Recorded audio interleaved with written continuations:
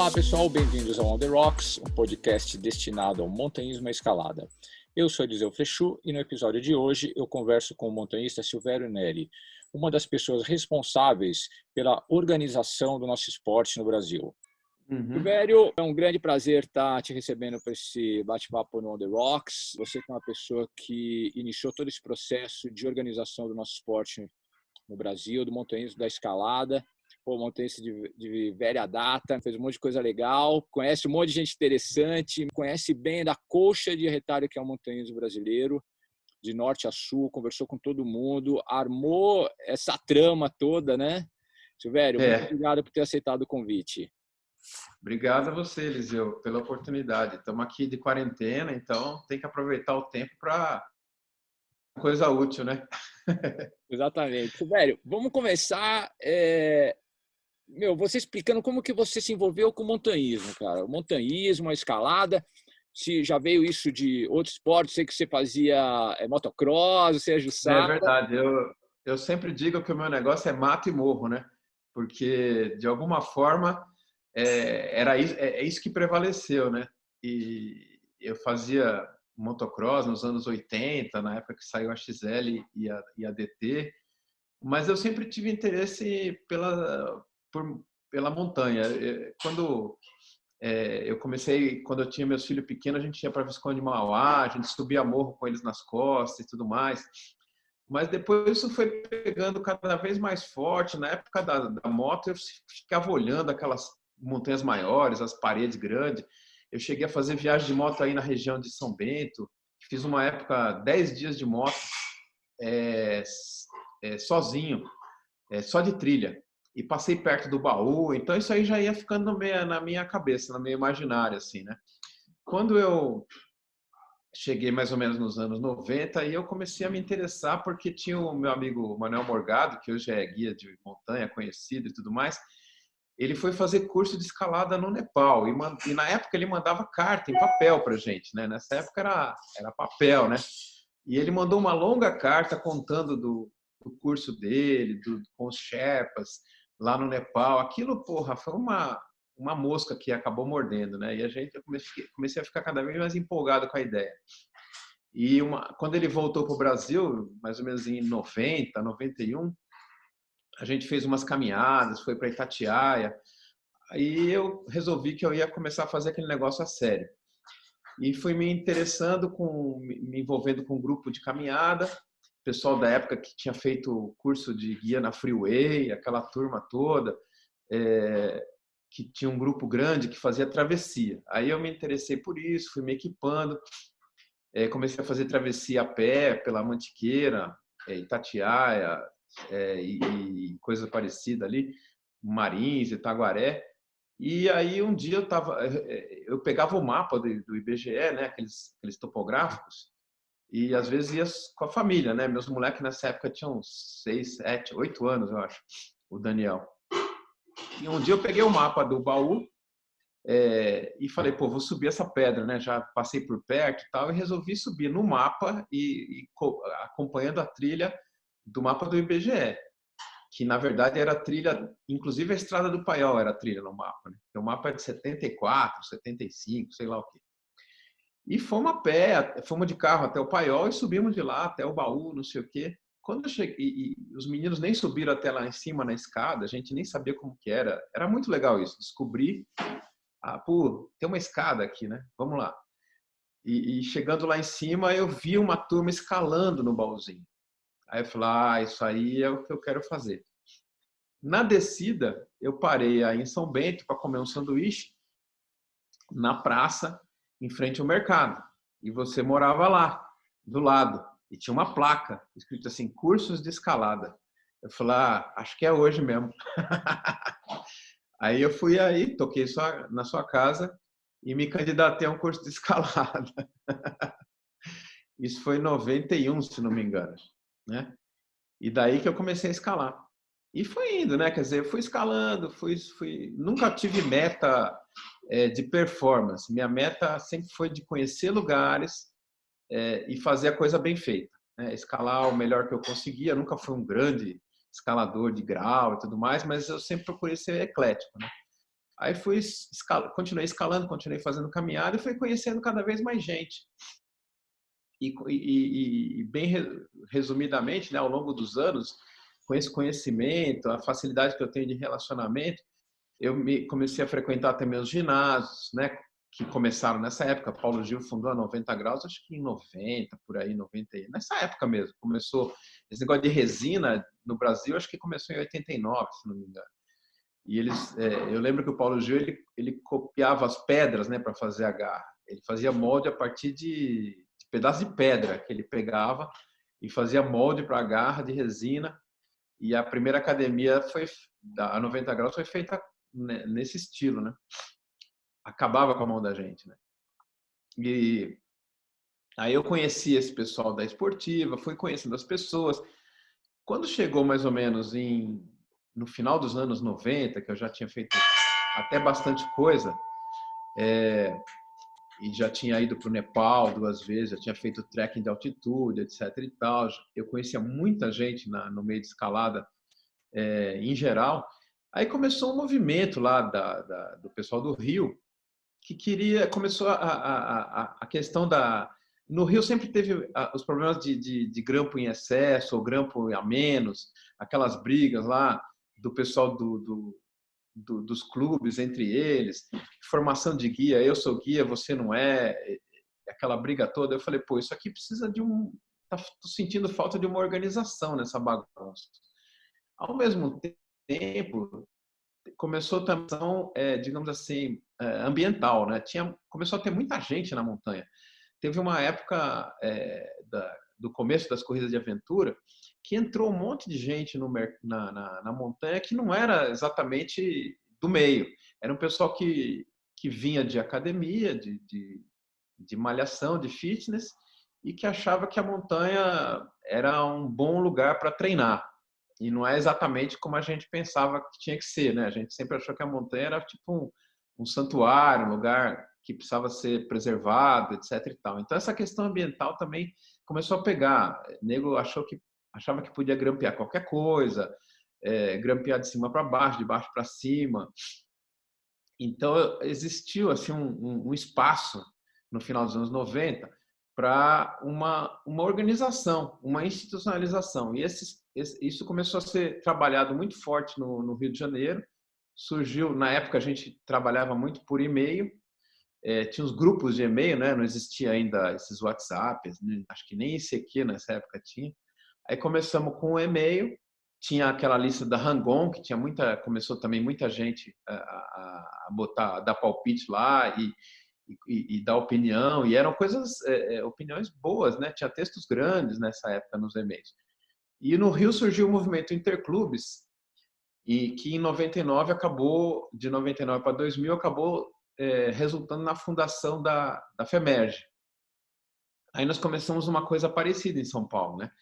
Eu conversei com o pessoal dos clubes que existia à época, o CAP e o CEL.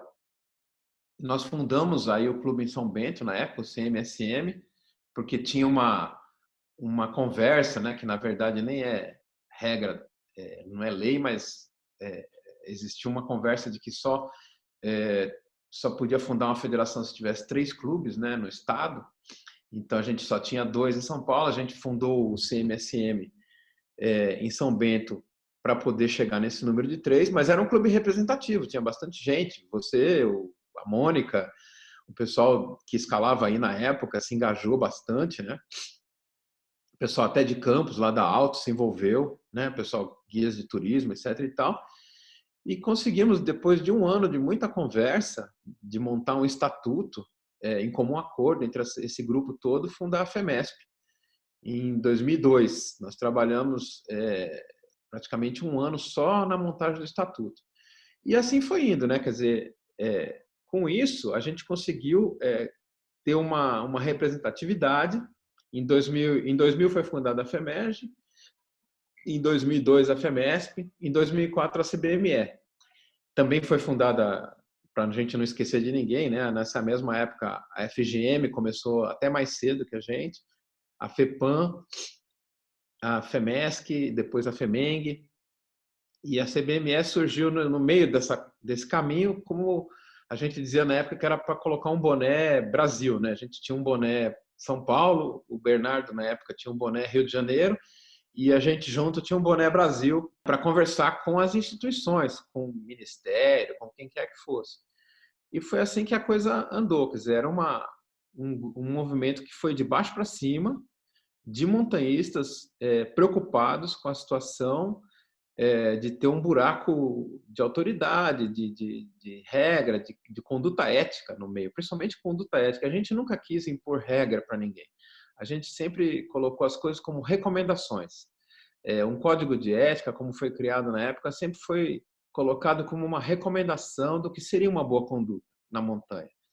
O código de conduta consciente também, em ambientes naturais, também é uma recomendação. Nunca a gente quis impor nada para ninguém, mas a gente sempre quis mostrar o que era, que a gente considerava um bom comportamento e o que aquilo poderia refletir na comunidade como um todo, né? Nessa Mais ou menos. época, Silvério, havia uma grande discussão se montanhismo, a escalada era esporte ou se era turismo, inclusive com o Ministério do Turismo querendo dar pitaco e impor regra, né? Essa foi, acho que, a primeira grande batalha da CBME, né? Para preservar os nossos direitos, né? E você encabeçou nessa época aí. Conta um pouco disso. Cara, foi uma boa briga essa, viu? Porque o movimento do Ministério do Turismo através das entidades de turismo foi um negócio muito forte. Eles também perceberam do lado deles que tinha um buraco institucional ali e eles resolveram ocupar, que tinha a ver com os esportes ligados ao turismo, né? E na verdade era um esporte de aventura. Então essa ideia de vender rapel, vender escalada guiada e não sei o que, o turismo quis abarcar. E eles eram muito fortes porque eles tinham apoio, digamos assim, tinha apoio mesmo do Ministério, né? O grupo que se formou. Então, o Ministério, na verdade, criou, pegou alguns pilares, aí alguns camaradas que conceituavam aquilo, né?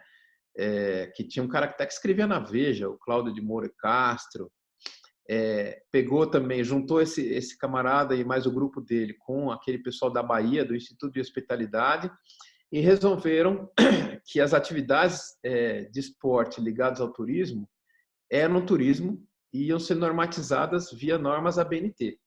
E a gente, quando a gente viu aquilo, falou, não, peraí, isso não está legal. A gente não foi chamado para dar palpite nessa fase. A gente os esportistas que se envolveram no assunto, eles foram chamados quando essa diretriz já tinha sido tomada, vai ser a BNT, entendeu? Então, aí eles chamaram alguns, teve gente que gostou da ideia, né? Tem alguns entre nós aqui que gostaram da ideia, acharam que seria um caminho. Muita gente viu um pote de ouro no final do arco-íris, né? Achou que ali podia ter uma boa grana envolvida.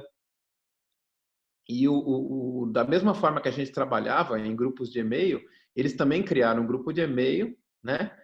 E que resultou na fundação da ABETA. Era um grupo de empresários que acabou se entusiasmando com a ideia.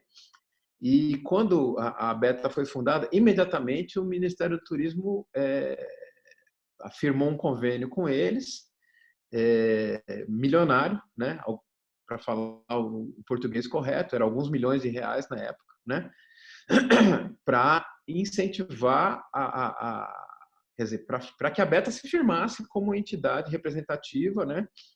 E definisse essas diretrizes e criasse essas regras baseadas nas normas da BNT. E as normas realmente foram criadas. E a gente brigou o tempo todo contra esse grupo, né? Não contra exatamente, mas para tentar mostrar para eles que existiam outros caminhos e que as entidades esportivas que tinham ter sido consultadas e que deveriam continuar encabeçando os processos, né? E não simplesmente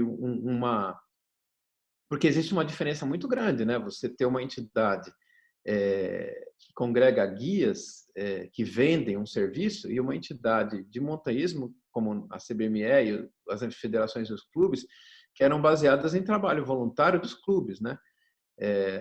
Em parte a gente tinha menos força, por um lado, porque não tinha grana, mas, por outro, a gente tinha uma força muito grande do idealismo, porque ninguém que trabalha em clube e em federação, ou trabalhava, ou trabalha até então, trabalha por dinheiro. Então, isso acaba dando até mais força, porque você não, certamente não está ali para defender o bolso. Com certeza, você está trabalhando para defender uma ideia, um conceito, né? E isso acabou ficando muito questionável na posição deles, né? Do outro lado. Mas a gente tentou de tudo. Tinha outras entidades envolvidas. O Cláudio Consolo do Parapente era um cara que liderou muito um grupo maior de esportes. O paraquedismo se envolveu também, o surf. Teve uma ocasião que a gente conseguiu uma influência bem grande no Ministério do Esporte. Uma coisa que complicava para nós na época, e acho que complica até hoje, é que o turismo tinha muito mais espaço no governo do que o esporte, como o Ministério. O Ministério do Esporte sempre foi um ministério fraco, né? Na época dos governos do Lula, da Dilma e até recentemente, era um ministério muito mais fraco que o Ministério do Turismo, né? O Ministério do Turismo sempre teve muito mais incentivo, muito mais verba. Então, quem trabalhava do lado do esporte ficava meio órfão. Mas mesmo assim, durante uma época, a gente teve uma boa introdução aí no Ministério, na época do Orlando Silva como ministro. Tinha um camarada lá que cuidava de esporte de alto rendimento, que gostava dos esportes radicais, eu esqueci o nome dele agora, mas a gente foi em audiências públicas em Brasília, junto com outros esportes, com o pessoal do surf, foi o Teco Padarates, foi o pessoal do skate, e conseguimos criar uma cunha naquele que conseguimos abrir o espaço para evitar que o negócio realmente tomasse conta geral dos esportes de aventura. E o que aconteceu? Foi criada uma coisa conceitual, que é uma definição do que é esporte de aventura, que ficou demarcada aí na documentação do Conselho Nacional do Esporte. O que é esporte de aventura e o que é esporte radical. E isso, em paralelo, também conseguimos bloquear vários projetos de lei que estavam em tramitação no Senado e na Câmara, que tentavam regulamentar a nossa atividade. Quer dizer, foi um trabalho bom, grande, mas muito invisível, né? Porque, na verdade, a gente conseguiu evitar um problema e não criamos nada novo em cima. Mas se a gente não tivesse trabalhado lá nessa época, eu acredito que hoje a escalada seria regulamentada pelas normas da BNT. Era muito flagrante essa tendência na época, né? E graças a esse esforço todo desse grupo, né, a gente conseguiu manter o nosso espaço. Tanto isso vale até para a escalada tradicional quanto para a esportiva. A esportiva hoje poderia ser uma escalada regulamentada por norma, e não é, né? Na verdade, para justificar o dinheiro que estava sendo enviado para a Beta, a maneira foi, vamos criar a regra, né, Silvério? E nessa eles vão querer, queriam normatizar um esporte, como se tudo fosse turismo, como se a gente, se um time de futebol, quando fosse viajar, não fosse para participar, para praticar esporte, sim, turismo. Mas é mais ou menos isso. E acabou mal essa história, né? Eles tiveram que devolver muito dinheiro. Qual que foi o desfecho? É verdade, é verdade. Os convênios que a Beta assinou com o Ministério do Esporte, eles eram irregulares. Não dá para dizer que fossem ilegais, não é exatamente isso, mas eles eram irregulares porque existem normas do próprio Ministério que foram desrespeitadas, né? A gente, quando tentou assinar como FEMESP aqui em São Paulo ou como CBME a nível nacional, convênios com entidades federais ou estaduais, uma das regras que sempre existiu em todos é que qualquer entidade tinha que ter no mínimo 3 anos de fundação, de existência, para poder reivindicar um convênio. E esse foi uma irregularidade flagrante no processo, porque a Beta, assim que foi fundada, ela assinou o convênio. imediatamente. Quer dizer, o convênio já estava pronto, né? Ela foi fundada para assinar o convênio, na verdade, né? Foi mais por aí. E todas as contas foram contestadas. Existia processo na Controladoria Geral da União. O Cláudio do Parapente, ele é advogado, ele teve acesso a tudo isso. A gente conseguiu ver os processos. Todos os dirigentes da Abeta na época tiveram processos. Não diria que foram processos judiciais, mas processos administrativos pesados, né? De improbidade administrativa, de irregularidades administrativas. Tanto é que a Beta murchou, né? Quando isso começou, eles tiveram que se recolher o trabalho, não tiveram mais apoio de verba, né? Uma das últimas ações que eles fizeram e que a gente foi contra foi criar o curso à distância para guia de turismo, né? Quer dizer, pô, a gente sabe que curso à distância pode ser muito útil, mas para certas atividades a presença física, o tete-a-tete é fundamental. E todos nós aqui que já fizemos cursos de escalada e de atividades outdoor sabemos que não dá para você fazer um curso de escalada, você não pode ser guia por internet, pelo amor de Deus, né? E eles criaram isso com verba do Sebrae. Essa foi uma das últimas coisas que foi feita antes de haver essa avalanche aí de processos administrativos. E aí, daí para frente, o negócio foi murchando, foi caindo e tal. E foi uma época duríssima, de muita... A gente tinha uma ameaça por mês nova, né? Cada mês a gente aparecia uma novidade. E tentamos muitas vezes fazer a conversa. Pô, eu e o Bernardo na época, o Bernardo também era muito diplomático, tinha conversa com todo mundo. A gente conversou, na época o presidente da Beta era o Jean-Claude. O Jean-Claude é um cara de montanha, ele veio do montanhismo tradicional francês. Nós tivemos uma boa conversa com eles. Mesmo assim, a coisa não ia para frente, porque a gente queria equalizar mesmo as posições, né? Então, pô, vamos fazer, a gente tem um código de ética, a gente segue uma linha. Vocês não poderiam, talvez, criar um código de ética de vocês? Foi essa a nossa proposta, que a gente criticasse, fizesse uma coisa que fosse complementar. E o turismo tem o seu código voluntário, e o montanhismo também tem o seu código, que já é voluntário. E, em cima disso, cada um trabalha em paralelo e não ocupam um espaço do outro. Essa era a nossa proposta e nunca conseguimos chegar num acordo, infelizmente. Quanta noite mal dormida, meu. Quanta viagem para Brasília e, puxa, velho, realmente não foi fácil, cara. feia, cansa. Na verdade, eu acabei saindo da CBME porque eu fiquei cansado dessas brigas. Foi uma atrás da outra, né? E foram anos, né, de briga, né? Depois da gente brigar por tudo isso, aí veio as brigas da esportiva e tudo mais, que também foi outra questão. E aí juntou tudo isso e acabei ficando bem desgastado, né? Mas essa da Beta, eu acho que a gente conseguiu estabilizar, né? Chegou numa situação, por um lado, a gente marcou uma posição e, por outro, eles tinham essas irregularidades no processo que acabaram diminuindo o nível de atuação que eles chegaram a ter durante um período aí que...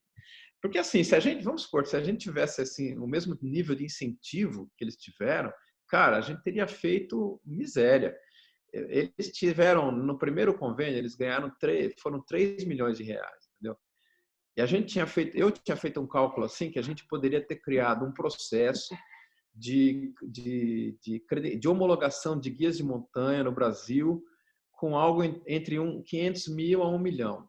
E era um trabalho para talvez uns 2 anos que a gente faria, e a gente faria isso. Eu tenho certeza, eu tinha um negócio esquematizado, já mais ou menos bolado, que se a gente tivesse um pouco de grana para poder fazer a máquina girar, né, a gente poderia ter chegado nesse ponto, de um processo de homologação geral, brasileiro, bem feitinho, com regras, com normas bonitinhas, da CBME, dos clubes, das federações, criadas pela gente, com grupos de trabalho, porque é difícil.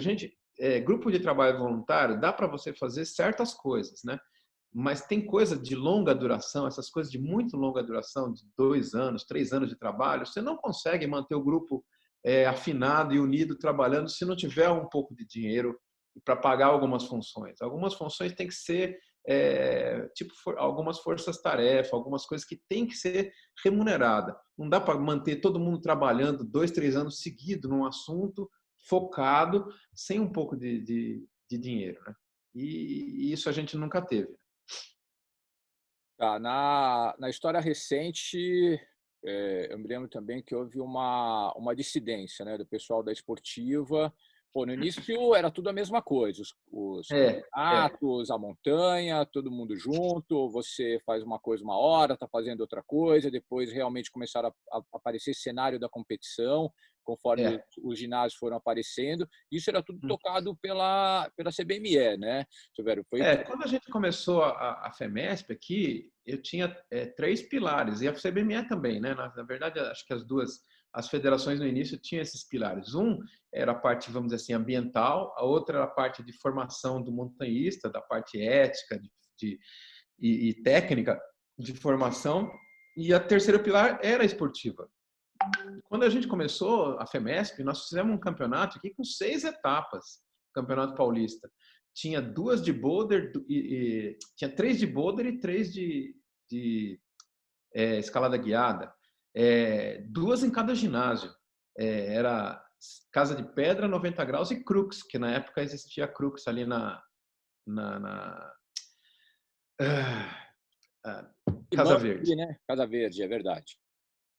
E a gente fazia 3 etapas, 2 etapas em cada uma. E não tinha, não era, é lógico, o pessoal competia nas duas, né? Não tinha essa especialização que tem hoje, que nego só compete em boulder ou só compete em escalada guiada.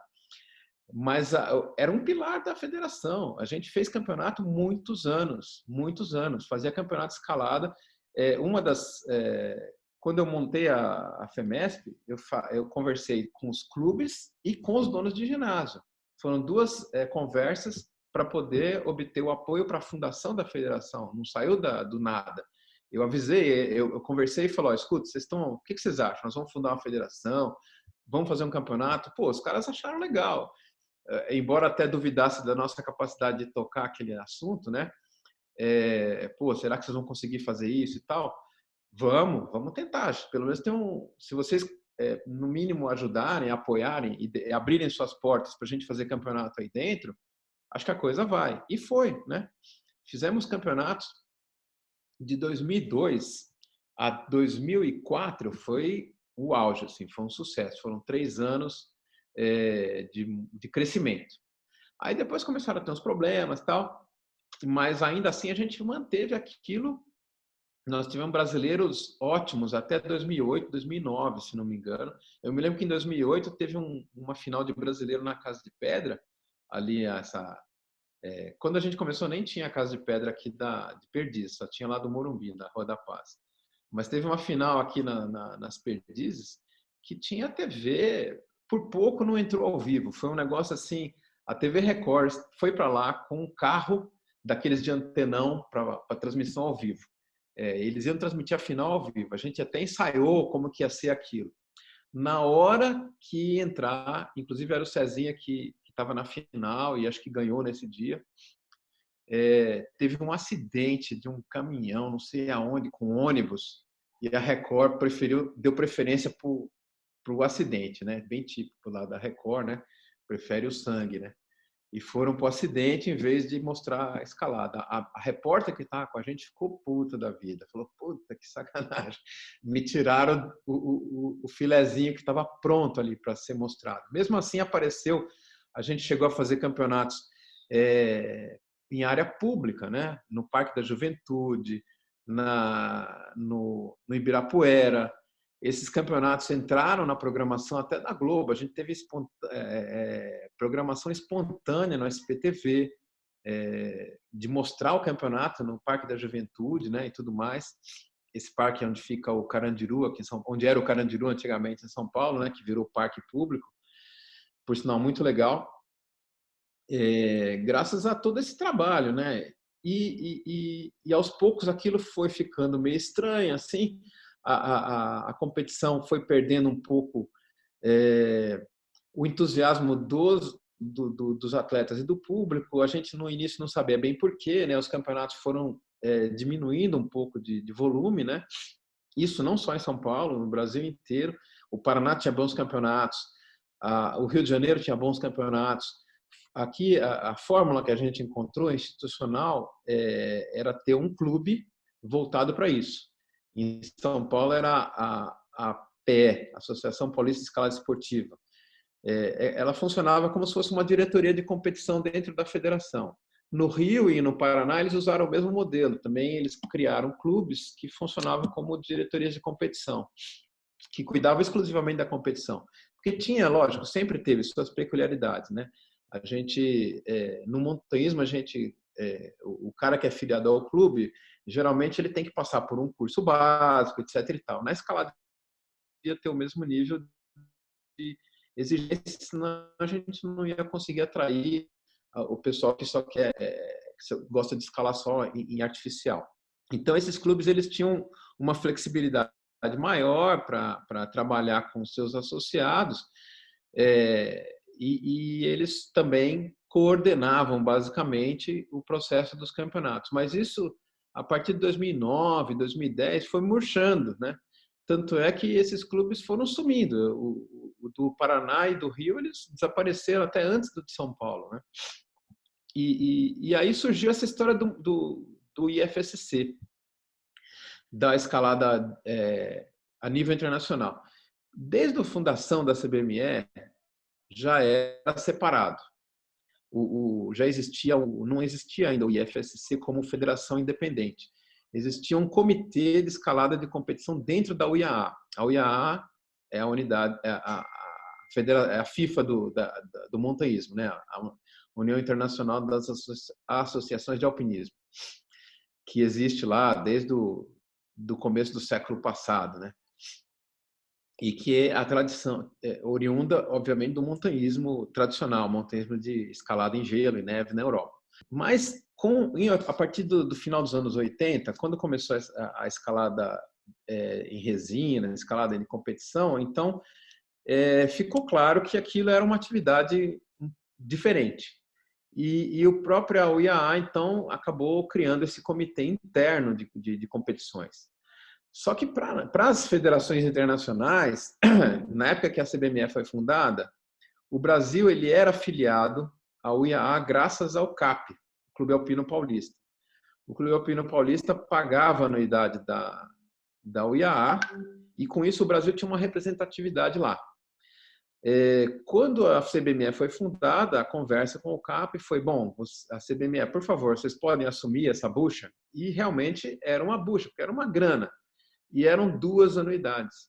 Isso, para mim, sempre foi uma surpresa inicial. A gente tinha que pagar uma anuidade para o montanhismo UIAA e uma anuidade para o comitê de competições, para poder ser filiado, para poder ter alguma representatividade, para poder participar de campeonatos, por exemplo, que fossem patrocinados ou criados pelo comitê. Essas anuidades nunca foram baratas, e o nosso orçamento sempre foi pequeno. Para vocês terem uma ideia, durante todo o período que a gente teve na CBME, e acredito que hoje em dia não deve ser muito diferente, o nosso orçamento anual nunca passou de 12, 13, 15 mil. Nunca chegou a 15 mil reais. Era 10, 12, por aí. E as anuidades eram 2.000 francos suíços, 2.000 euros. Quer dizer, só de anuidade a gente já gastava 8 pau na época. E sobrava nada. Os campeonatos, que todo mundo sempre achou que davam muito dinheiro, eles se pagavam. Entendeu? Porque tem muita despesa em campeonato. A gente tinha que pagar a mão de obra de assegurador, de juiz, de route setter. Algumas vezes tiveram que pagar aluguel de ginásio, em algumas situações. Os ginásios, no começo, abriram as portas, mas depois começaram a cobrar aluguel daquela diária, daquele dia. A gente tinha que fazer camiseta, tinha que fazer jaleco, tinha que comprar material, porque às vezes tinha que colocar alguma coisa a mais lá, além do que o ginásio oferecia, né? Mas então sempre os campeonatos eles praticamente se pagaram, né? O dinheiro que era arrecadado para fazer campeonato ele pagava o campeonato e pronto. Nunca sobrava quase nada para a federação. E o que sobrava a gente pagava essas anuidades. No fundo, cara, sempre foi isso. O pouco dinheiro que a gente sobrou de caixa era para pagar essas anuidades. E nessa época aí, 2008, por aí, o pessoal começou a competir fora. Deixa eu voltar um pouquinho. Tem a fundação do IFSC, né? O ICC, se não me engano, 2007 ou 2008, ele virou IFSC e se desmembrou totalmente da OIAA, né? E não foi uma coisa pacífica. O presidente do IFSC, o Marcos Colares, ele é uma dissidência mesmo dentro da OIAA. Ele discorda dos posicionamentos da OIAA em muitas coisas, né? E acha que a competição se prejudicava de ficar lá dentro. Em função disso, ele criou o IFSC separando mesmo, né? Uma entidade à parte e já com a meta de colocar a escalada na Olimpíada, como esporte olímpico. Isso já era a meta original desde a fundação. E a CBME foi junto, a gente não tinha essa separação, né? A gente continuava. Eu sempre achei que no Brasil o movimento era pequeno demais para ter a separação. Nós somos poucos, né? E aquela história, unidos venceremos. E separados complica bem mais. E aí foi aquela... Continuamos, então, pagando as 2 anuidades, só que para 2 entidades agora separadas mesmo, né, institucionalmente. E o pessoal aqui começou a participar das competições lá fora. Belezinha, Janine, Casinha, o Anderson lá do Paraná, começaram a participar de algumas competições. Apesar das despesas deles pessoais, a gente nunca ter conseguido verba suficiente para dar cobertura, a gente pagava muitas vezes as inscrições e tinha que pagar a anuidade, né? Lógico, sem anuidade eles não poderiam competir, o Brasil não poderia ser representado nesses campeonatos. E a gente mantinha aquilo sempre dentro desses limites, né? De verba que a gente tinha, não dava para passar muito daquilo. Eles viajavam por conta própria, chegavam lá e competiam, iam até onde conseguiam chegar e tudo mais. E aquilo foi indo durante um tempo. Quando foi mais ou menos, se não me engano, acho que 2010, 2011, 2010, houve o IFSC teve uma sinalização, acho que do Comitê Olímpico, de que havia alguma possibilidade deles entrarem, né, da escalada de competição entrar. E começou uma movimentação muito forte. Eles trouxeram os Estados Unidos para o grupo, trouxeram a China e começaram um movimento político muito forte, que acabou resultando na briga que teve aqui dentro, no Brasil. Porque eu tenho muito claro para mim que quem incentivou a separação da CBME, da escalada esportiva da tradicional, foi o IFSC, né? O pessoal ia para os campeonatos e eles ficavam conversando, né? E fazendo a cabeça do pessoal que ia competir, que eles tinham que sair, que aquilo não era certo, que eles iam ajudar se o pessoal fundasse uma associação, como de fato acabou acontecendo, né? E em paralelo a gente tinha essa dificuldade de ficar pagando aqui, né? E como se fosse assim meio para provocar, tudo começou um ano, acho que foi em 2010, se não me engano, que a gente, quando o pessoal ia competir lá fora, a gente tinha que fazer inscrição via internet aqui no site do IFSC. Quem fazia isso era a Rosita, que era a nossa, digamos assim, representante para contato com o pessoal do IFSC. E a Rosita entrava lá no site, fazia a inscrição do pessoal no site e tal. E a gente deixou de pagar algumas coisas para o IFSC, mas isso era uma coisa que acontecia com todas as federações, não tinha nenhum crime nisso. A gente às vezes atrasava algum pagamento, deixava para pagar no fim do ano, porque nunca teve uma data de vencimento fixa da anuidade. Eles colocavam a conta em janeiro, fevereiro, a gente pagava lá para julho, no final do ano, tanto a OIA quanto o IFSC, nunca teve briga por causa disso. Eles, tipo assim, quando que vocês podem pagar? Eu te pago em 2 vezes, até setembro. Beleza, vamos em frente. Isso aconteceu nos anos anteriores. Nesse ano de 2010, eles simplesmente bloquearam as inscrições, sem avisar, entendeu? Aí quando a Rosita foi entender o que estava acontecendo, ela falou: vocês não pagaram, a gente bloqueou as inscrições.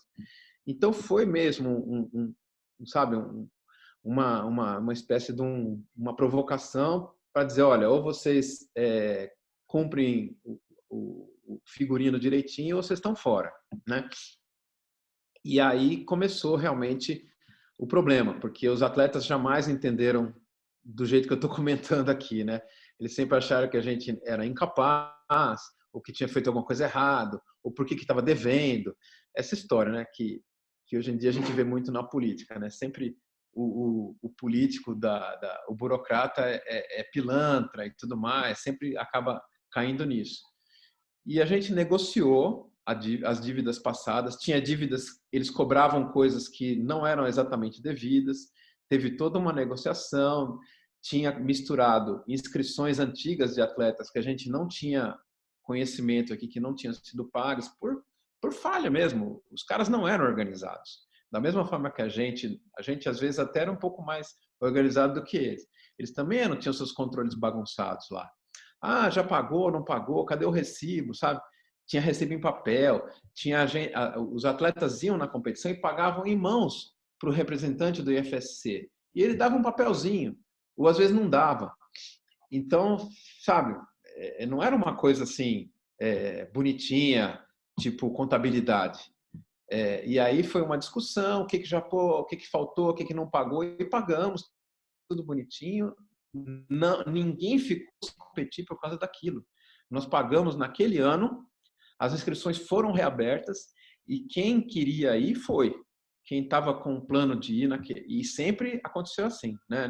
Daquele ano em diante a gente nunca mais atrasou, porque a gente percebeu que eles estavam com alguma intenção meio esquisita, né?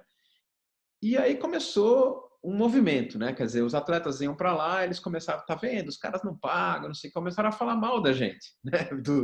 Da CBME.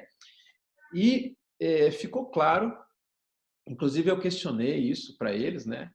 O Marcos Colares, eu não me lembro, eu devo ter isso guardado em algum lugar. Ele mandou uma vez um questionamento meu, ele mandou uma resposta, ele falou: para nós é claro que a escalada de competição funciona melhor se estiver separada.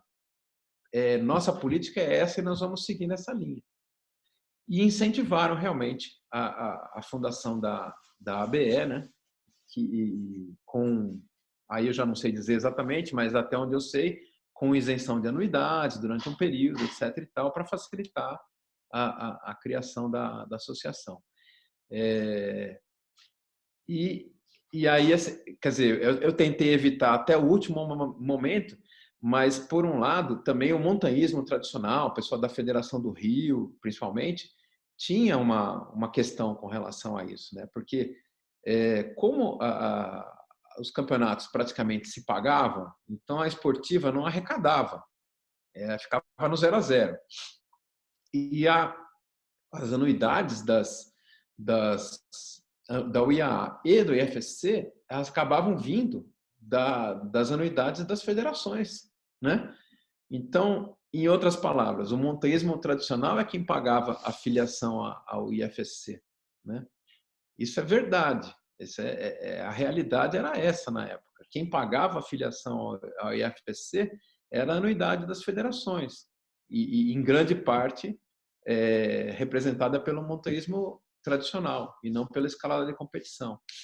E então começou a haver uma pressão do pessoal das federações. Escuta, a escalada esportiva precisa se autofinanciar, né?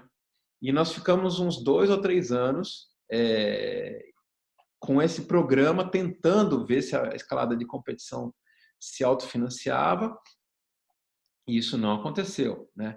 A gente procurou dar mais independência aos diretores de competição da CBME na época, né? Falou: olha, vocês têm a independência para tocar os seus projetos, seus campeonatos, mas tem que se pagar, né? E isso não aconteceu. Então chegou uma época que eu não tive realmente outra opção a não ser pedir a desfiliação do IFSC, porque não existia verba suficiente para pagar eles, e a verba que tinha vinha do montanhismo clássico, né? E aí começou toda a briga mesmo, de fato, que o pessoal da escalada esportiva virou contra, né? Já estava o pessoal do IFSC já vinha incensando a separação, né, falando que ia ser melhor para eles e tudo mais.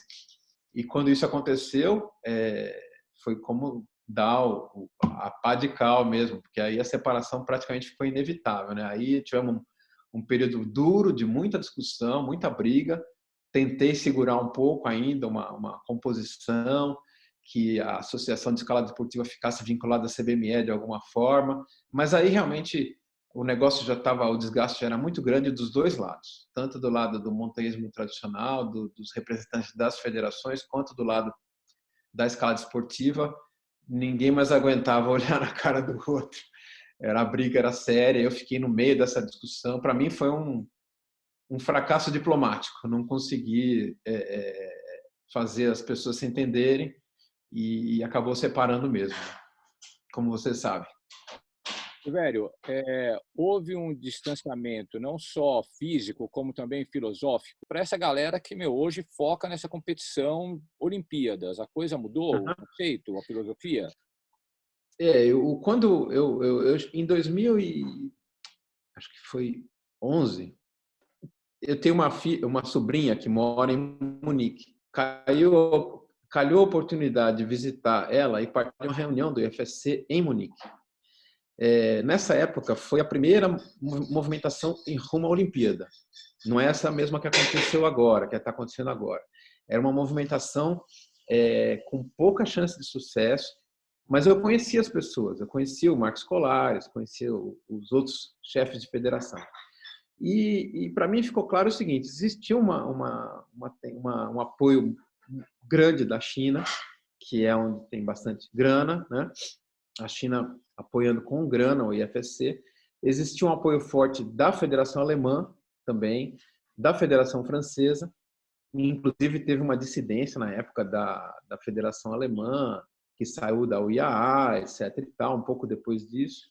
E o movimento da escalada de competição já era muito forte, então. É diferente, né? A gente sabe que é diferente do montanhismo tradicional. Eu acho que a tendência natural seria realmente ter essa separação. Talvez não precisasse ter a briga, né? Mas são metas diferentes. Mas o que aconteceu na época é que, apesar do movimento olímpico do IFSC, o próprio Marcos Colares me falou na época o seguinte: ele falou, essa oportunidade acho que chegou um pouco cedo demais para a gente. A gente não estava preparado o suficiente para encarar entrar na Olimpíada agora. E acho que em 2014, 13 mais ou menos, 2013, o Comitê Olímpico tirou a escalada da lista do shortlist de competições que tinham chance de entrar nas Olimpíadas. O IFSC chegou a mandar carta para as federações lamentando e dizendo que era bola para frente, vamos continuar, mas que não tinha sido daquela vez ainda, sabe? Esse tipo de coisa, mas vamos em frente. E aí, em 2014, eu saí do movimento, né? Eu tive aquele acidente, tudo mais, com as abelhas e saí. Mas, para minha surpresa, logo em seguida, 2015, por aí, voltou. E já voltou com força total. Vamos para a Olimpíada. Eu fiquei um pouco sem entender o que tinha acontecido, mas eu imagino que teve um lobby muito forte de federações poderosas, provavelmente como a chinesa, que tem muito dinheiro, muito recurso, né, para que voltasse a escalada para as Olimpíadas. Ok, vamos lá. Não é a mesma coisa que o que a gente conhece até nos ginásios, né? A escalada para entrar na Olimpíada teve que se adaptar, né? Eles tiveram que incluir coisas que em muitos países não tinham sentido, né? Não faziam sentido, como no Brasil, escalada de velocidade. Tem que entrar por causa do espetáculo, né? Os boulders hoje em dia, os boulders padrão olímpico, né? Tem que ter pirueta, tem que dar cambalhota. Por quê? Porque tem que ser um espetáculo. Então muda o conceito, né? É válido? Ok, talvez isso faça sentido para algumas pessoas, né? Tem pessoas que preferem esse tipo de esporte. Eu só não sei se isso é uma evolução. Eu acho que talvez seja uma separação mesmo, né? A escalada de competição cada vez mais está se tornando uma atividade distanciada daquilo que foi sua origem, que era o montanhismo, a escalada tradicional, né? Está se tornando uma coisa realmente separada. E a Olimpíada está contribuindo para isso. E não só como na parte técnica, mas também como na parte social e infraestrutura, porque exige, para você ser olímpico, é completamente diferente, né? Tem muita grana envolvida, patrocínios mirabolantes e, naturalmente, uma tendência a ter problemas muito grandes. Toda vez que entra dinheiro no assunto, entra sempre uma pequena... alguém vai tentar corromper alguém, pode ter certeza disso, né? Pode não dar certo, mas a tentativa sempre vai acontecer. E sempre vai... E muda o foco, né? Porque quando a gente trabalhou e fala em montanhismo clássico, tradicional, escalada de grandes paredes e tudo mais, a gente está falando de gente que adora fazer aquilo e a gente está querendo ter o nosso espaço para poder continuar praticando essas coisas. Quando você entra nesse nível olímpico, a coisa são outras pessoas, são outras... o foco é bem diferente, né? Então, acho que a tendência realmente é uma separação, um distanciamento cada vez maior, né? E eu não sei se isso é bom para a escalada artificial, para a escalada artificial, assim, indoor, né? É uma nova escalada indoor, né? Então, acho que vai ter uma escalada indoor para quem, como nós, treina escalada na resina para ir para a parede, e vai ter escalada indoor de quem faz aquilo só para competir no padrão olímpico, né? Mas como a Olimpíada é uma atividade muito forte, ela tende a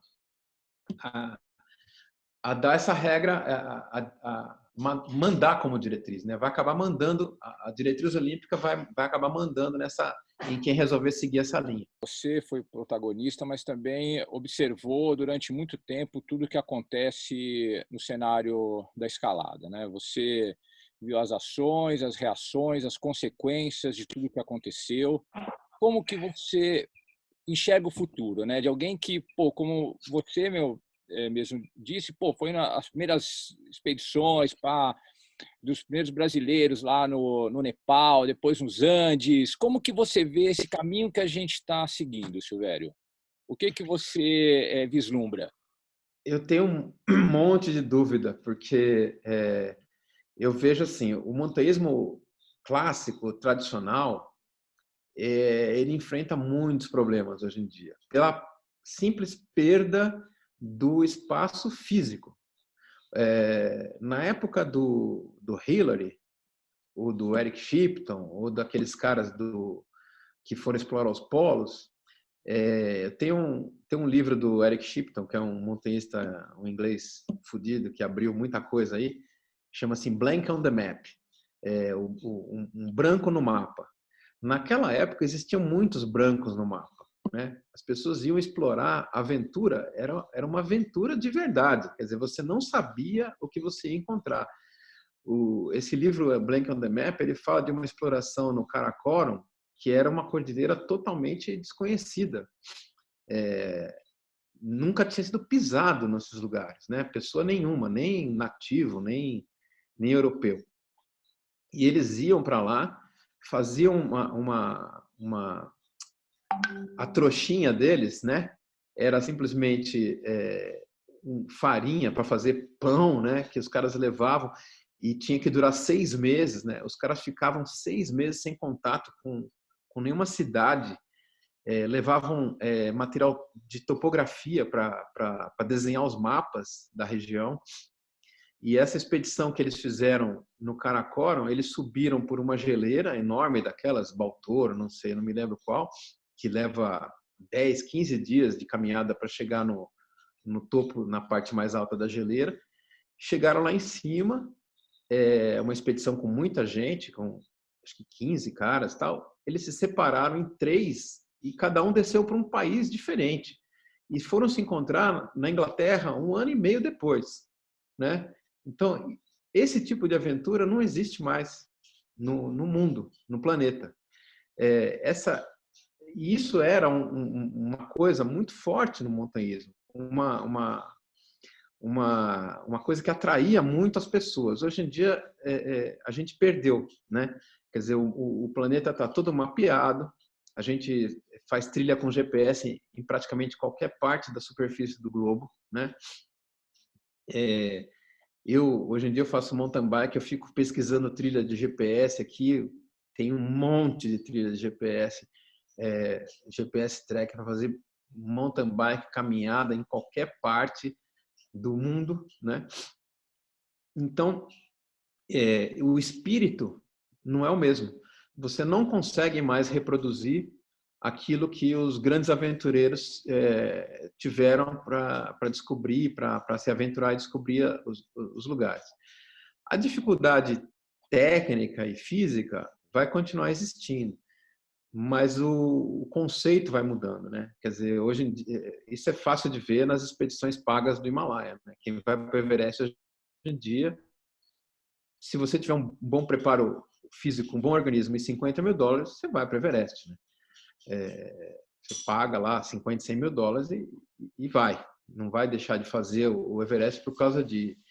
E antigamente isso você tinha que passar por toda uma preparação, por um clube, tinha que ter vocação, é uma coisa, tinha que ter vontade mesmo, porque você tinha que descobrir, né? Tinha que cavar a informação, né? Quando a gente começou, a gente tinha tudo em papel, né? Você, a gente tinha que ficar buscando croquis, rabiscado, roteiro do Beck, descrevendo as caminhadas. Então, isso realmente é uma coisa que preocupa mundialmente. O pessoal mais antigo, da UIAA, tal, tem até uns manifestos tal, pela manutenção dos espaços de aventura. Mas eu vejo com pessimismo isso. Acho que, com o passar do tempo, cada vez menos vai existir aventura no sentido original da palavra, de você ir para um lugar e sem saber o que vai encontrar. E isso vai cada vez mais minando, vamos dizer assim, a condição da existência não só do montanhismo tradicional, como de outros esportes ligados à aventura. Eu vejo, por exemplo, o surf também tem uma história semelhante, está chegando num ponto parecido com o nosso, né? Para quem gosta de surf, tem um filme sensacional chamado Riding Giants, que conta a história dos grandes pegadores de onda grande, e tem um negócio que eu lembro bem dos caras que quando Mavericks, que é uma onda gigantesca na Califórnia, quando foi descoberta, o cara que descobriu o Mavericks, ele ficou 15 anos surfando sozinho naquela onda, e ele remava 1 hora para chegar na onda, e ninguém ia com ele. Quer dizer, quer falar de saco roxo? Vamos falar desse cara, né, meu? O cara 1 hora remando para chegar numa onda de 12 metros de altura. Pô, brincadeira, né? E pegava sozinho essa onda. Isso não existe mais. Hoje tem campeonato em Nazaré. Você quer mais que isso? Campeonato numa onda de 30 metros de altura, né? Brincadeira. Então, eu acho que a aventura no mundo, ela tem um limite, tem dias contados. Cada vez mais ela vai tender a uma condição controlada, em que tudo já é meio mapeado, já é meio conhecido. Para mim, é uma pena, mas eu vou passar, e quem ficar vai ter... Quem chega agora já recebe o mundo em outras condições, né? Então, espero que gostem. Pô, velho, meu, muito legal o papo, meu. Muito, muito obrigado por compartilhar o que você pensa com a gente. Pô, é importante para a galera saber todo esse processo da escalada que chegou a culminar com a ida dos brasileiros para a eliminatória da Olimpíada, essa movimentação para assegurar os nossos direitos de entrar nos parques, de praticar o nosso esporte com liberdade, quem escala tradicional, quem escala esportivo. Tem muito que pensar no tudo que você falou. Pô, muito obrigado. Nada, eu espero... Assim, é lógico, eu estou falando de uma coisa meio no passado, assim, mas eu acho que espero que sirva para as pessoas realmente refletirem um pouco, porque a história é importante, né? Acho que não podemos negar que as coisas se constroem geralmente um tijolo em cima do outro. Não dá para você simplesmente jogar fora todo esse alicerce que a gente conseguiu montar e começar tudo do chão novamente. O que a gente fez vai estar influindo. Então é importante saber o que foi feito, como foi feito, para que não precise reinventar a roda e que tenha mais eficácia naquilo que foi feito daqui para frente, né? Bom, com certeza, Silvério. Muito obrigado pela dedicação todos esses anos, à frente de buchas que ninguém merece, hein, Silvério? Muito Foi obrigado. divertido, foi divertido. Valeu. Valeu, valeu.